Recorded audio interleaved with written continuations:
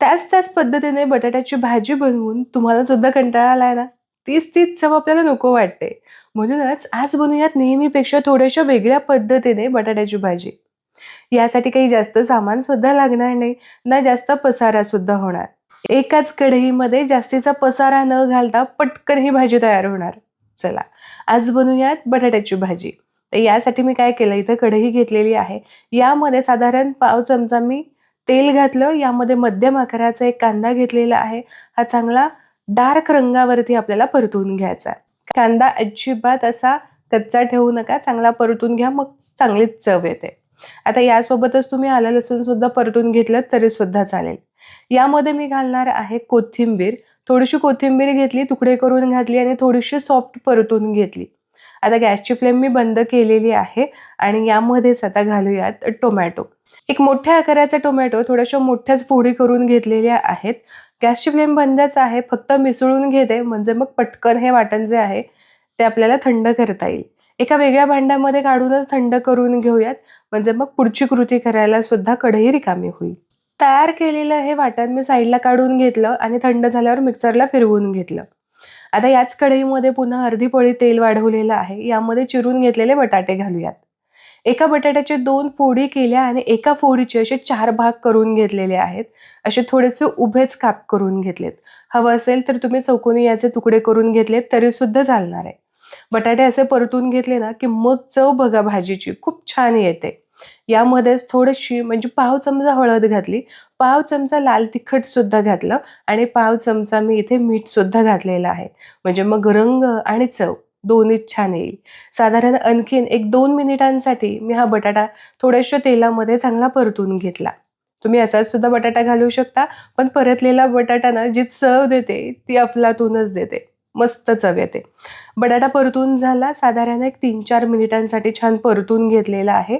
आता हा सुद्धा वेगळ्या भांड्यामध्ये आपण काढून घेऊ. यामधलं जे तेल आहे एक्स्ट्राचं ते निथळून घ्यायचं, म्हणजे मग भाजीसाठी आपल्याला जास्तीचं तेल वापरावं लागणार नाही. बटाटा इथे मी काढून घेतलेला आहे. आता त्याच कढईमध्ये ना, हवं असेल तर थोडंसं तेल तुम्ही वाढवू शकता. आता यामध्ये थोडंसं जिरं घातलं, तयार करून घेतलेलं वाटण घातलं आणि आता हे वाटण थोडंसं तेलामध्ये परतून घेऊ, साधारण अर्धा 1 मिनिटांसाठी. थोडंसं वाटण परतलं गेलं, की आपले जे काही बेसिक मसाले आहेत ना, ते मसाले यामध्ये घालायचे. हे वाटण परतत असताना मी यामध्ये आलं लसणाची पेस्ट सुद्धा घातलेली आहे. आता यामध्ये बेसिक मसाले म्हणजेच काय, तर सगळ्यात आधी अर्धा चमचा हळद घातली. आपल्या तिखटाच्या अंदाजाप्रमाणे घरामधलं कोणतंही लाल तिखट तुम्ही घालू शकता किंवा कांदा लसूण मसाला जरी घातलात तरी सुद्धा चालेल. 1 चमचा किचन किंग मसाला किंवा याऐवजी तुम्ही गरम मसाला सुद्धा घालू शकता किंवा कोणताही नॉनव्हेजचा एखादा चमचा मसाला तुम्ही इथे घातलात तरी सुद्धा चालेल. 1 चमचा इथे मी घेतलेला आहे धने जिरे पूड आणि यासोबतच रंगाला काश्मीरी लाल मिरची पावडर. थोडीशी कसुरी मेथी सुद्धा चुरून घातली. सगळं साहित्य व्यवस्थित या वाटणामध्ये परतून घेऊ.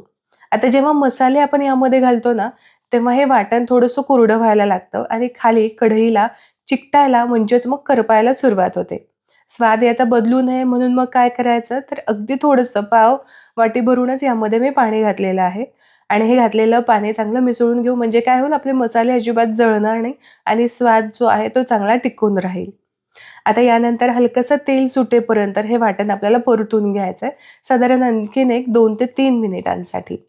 वाटण चांगलं परतून झालं, की यामध्ये बघा असं छान असं साईडला तेल सुटतं. आता काय, बटाटे जे आपण परतून घेतलेत ते बटाटे यामध्ये घालायचे, चांगले मिसळून घ्यायचे. आपण यामध्ये मीठ घातलंच नाही ना, मग यामध्ये आपण आता मीठ सुद्धा घालूयात आणि घातलेलं मीठ सुद्धा चांगलं मिसळून घेऊयात. फार आता परतत बसायची गरज नाही, कारण वाटण सुद्धा परतून घेतले, बटाटे सुद्धा परतून घेतलेले आहेत. फक्त मसाल्यामध्ये हे व्यवस्थित मिक्स व्हायला हवेत. आता यामध्ये आपल्याला घालायचं आहे पाणी. रस्सा किती तुम्हाला दाटसर ठेवायचा आहे यानुसार तुम्ही यामध्ये घालू शकता. पातळ ठेवायचं असेल तर आणखीन जास्त पाणी तुम्ही वाढवू शकता. पण आत्ता मी लपथपीत असं ही भाजी बनवणार आहे, यामुळे फार पाणी मी यामध्ये ठेवणार नाही. असं जर तुम्ही बनवलं तर डब्याला द्यायला सुद्धा ही भाजी बरी पडते आणि घाईच्या वेळेस पटकन सुद्धा बनते. कुकरला लावली तर एका शिट्टीमध्ये बटाटा छान मऊसूत असा शिजून सुद्धा होईल. फार शिट्ट्या करायची गरज नाही. झाकण ठेवून आपण कढईमध्ये साधारण एक 5-7 मिनिटांसाठी मी छान शिजवून घेतलं. रंग बघा किती छान दिसतोय आणि तरी सुद्धा मस्त आली आहे की नाही यावरती. माझ्या सांगण्यावरून एकदा तरी ही बटाट्याची भाजी नक्की ट्राय करून पहा. खूप छान लागते. शेंगदाण्याचं तेल जर असेल ना, तर त्यामध्ये तर मस्तच चव येते. डब्यासाठी सुद्धा एक उत्तम पर्याय आहे. तर आशा करते आजची ही रेसिपी तुम्हाला आवडली असेल. रेसिपी आवडली तर व्हिडिओला लाईक जरूर करा. तुमच्या मित्र आणि परिवारामध्ये ही रेसिपी नक्की शेअर करा. पुन्हा भेटूया अशाच एका चमचमीत रेसिपीसोबत. तोपर्यंत स्वस्थ राहा आणि मस्त मस्त खात राहा.